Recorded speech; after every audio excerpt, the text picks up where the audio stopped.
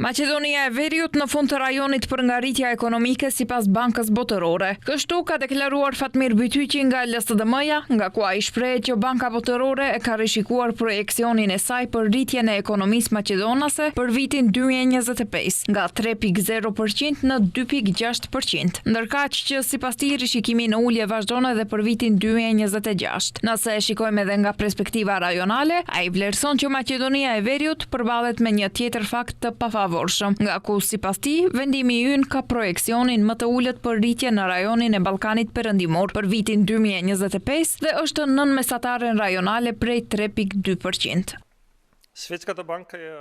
Banka Botërore thekson se vendi përballet me një deficit fiskal të zgjeruar dobësim të pozicionit tregtar nga dalësim nominal të inflacionit, por njëkohësisht identifikon presione të brendshme të çmimeve që sinjalizojnë rreziqe shtesë për stabilitetin e fuqisë blerëse.